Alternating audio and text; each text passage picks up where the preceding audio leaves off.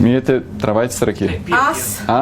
Аз лично ги мия, съм донесла само за тия трите, иначе не. Депо Банишора сме да проверим хигиената в градския транспорт. Това е трамвай преди 5 дни, почистено основно. Това не е чистено никога. Това не е чистено. Значи на 13 основно почиствал, на 16 веднъж е излязъл и толкова. Да продължим с експеримента. Лампата не е чистена. Това основно почистен и излязъл веднъж на мина.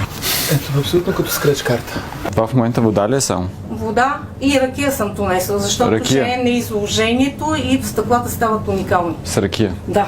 Също за 700 хиляди договор трябва да имат осигурени машини, пръкосмокачки, не една, няколко. Как се осъществява прането на седалки? Защото това е много важно, да.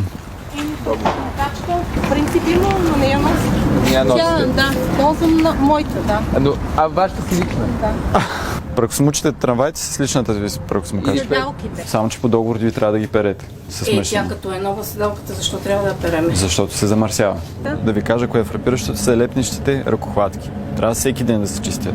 Важното е вие да имате график, поне минимум 2 пъти месечно да се чисти основно. Ние продължаваме с тези проверки в другите депа и в другите гаражи, за да сме сигурни, че договорите се изпълняват, да уверим гражданите, че някой се грижи за хигиената.